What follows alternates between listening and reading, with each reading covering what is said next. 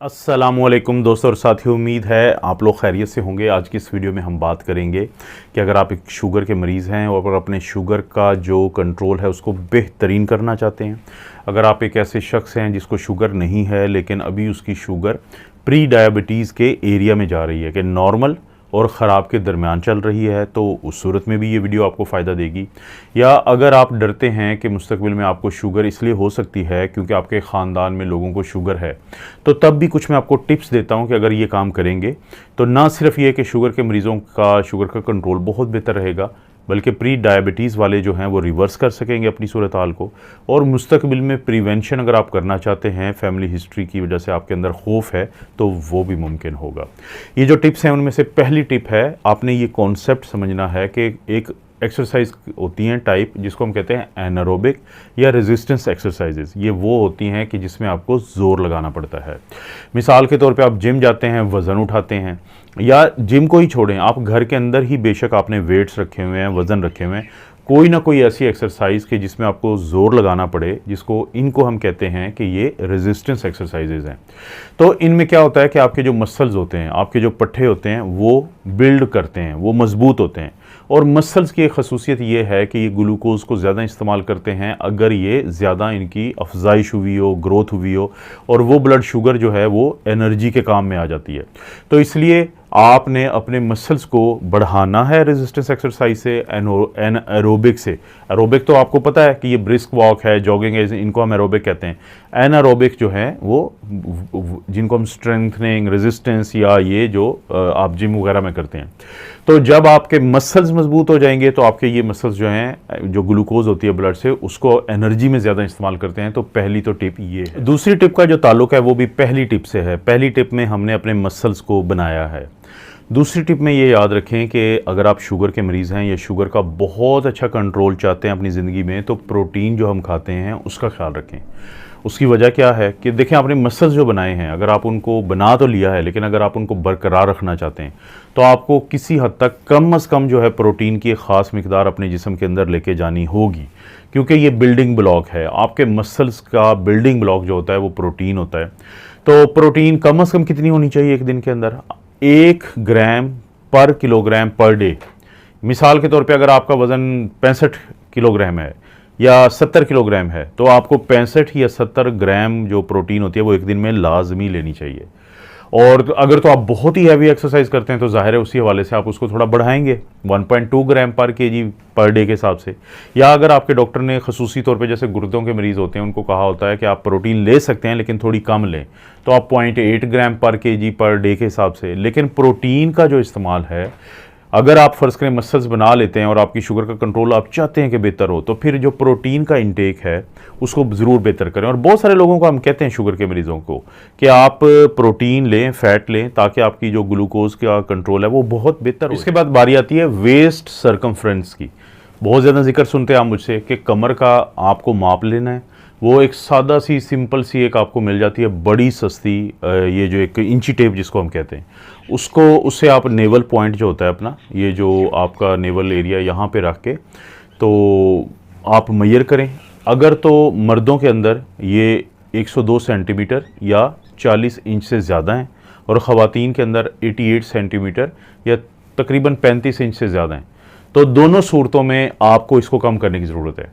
किसी दौर में हम बहुत ज़्यादा BMI की बात करते थे कि जिसमें हम वज़न और हाइट को लेते हैं, लेकिन प्रॉब्लम क्या है? अब देखें, मैंने आपको बात की कि अगर आप जिम जाते हैं, वज़न उठाते हैं और अपना मसल मैस बढ़ाते हैं और प्रोटीन भी खाते हैं, जब आपका मसल मैस बढ़ेगा तो आपका हेल्दी तरीके से वज़न बढ़ जाएगा।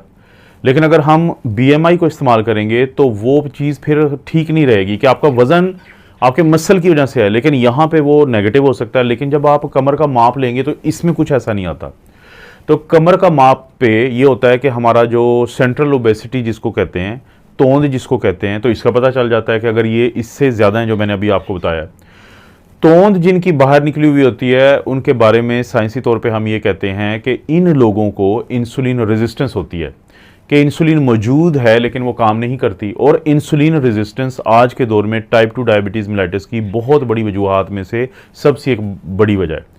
तो जब आप वेस्ट सर्कमफ्रेंस लेंगे, वो ज़्यादा है, आप उसको कम करते हैं, चाहे वो थोड़ा खाने को कंट्रोल करके या फिजिकल एक्टिविटी को बढ़ा के, तो जैसे जैसे आपका जो वेस्ट सर्कमफ्रेंस है वो कम हो जाएगा, उसी तरह से आपको शुगर का कंट्रोल बेहतर हो जाएगा। अगर प्री डायबिटीज़ में है तो तब रिवर्स होना शुरू हो जाएगा। और अगर आपको खौफ है कि आपकी फैमिली में क्योंकि लोगों को शुगर रहती है तो आपको भी हो सकती है, अपने वेस्ट सर्कमफ्रेंस को नॉर्मल रखेंगे तो बहुत हद तक आप इस खतरे से भी अपने आप को प्रिवेंट करेंगे, तो ये भी आपको फ़ायदा है। तो वेस्ट सर्कमफ्रेंस भी एक ऐसी टिप है कि जिसको नॉर्मल रख के आप इन चीज़ों से बच सकते। चौथे नंबर पे जो टिप है वो भी बहुत अहम है, क्योंकि रोज़ाना हम दिन में 2 से 3 दफ़ा जो खाना खाते हैं, जाहिर है कि वो ऑयल में हम बनाते हैं।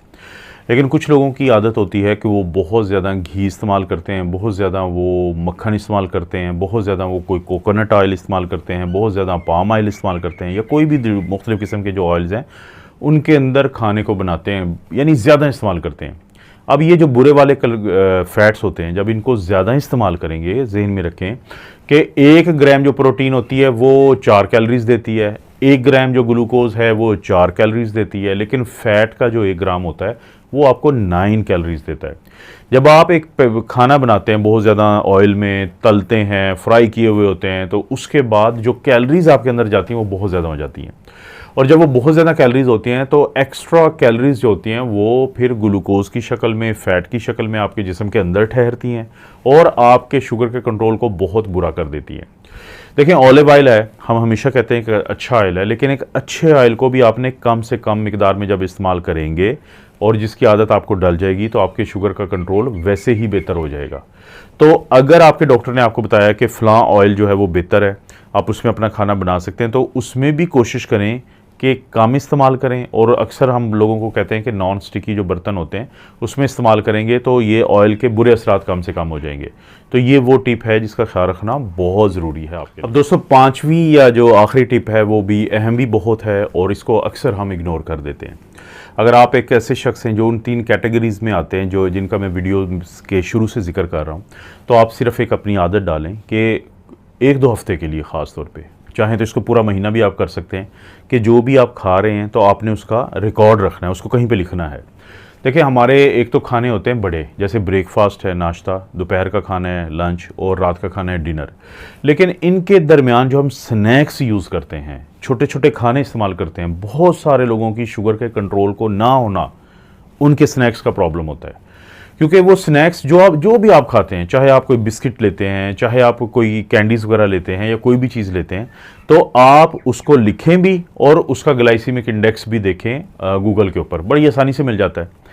तो अगर तो वो हाई ग्लाइसीमिक इंडेक्स है तो आप उसको नहीं लेंगे, अगर वो लो ग्लाइसीमिक इंडेक्स है तो आप उसको लेंगे। या दूसरे लफ्ज़ों में, जो स्नैक्स होते हैं उनके अंदर भी आप कोशिश करें वो चीज़ें इस्तेमाल करें, क्योंकि बहुत दफ़ा भूख लगी होती है खानों के दरमियान, तो जिसके अंदर फाइबर ज़्यादा होगा तो वो आपके शुगर को नहीं बढ़ाएगा, लेकिन वो आपका स्नैक्स जिसमें प्रोटीन नहीं है, फ़ैट नहीं है अच्छे वाली, लेकिन उसमें कार्बोहाइड्रेट है, सादा सिंपल कॉम्प्लेक्स कार्बोहाइड्रेट नहीं है, तो उससे आपकी शुगर का कंट्रोल ख़राब हो जाएगा।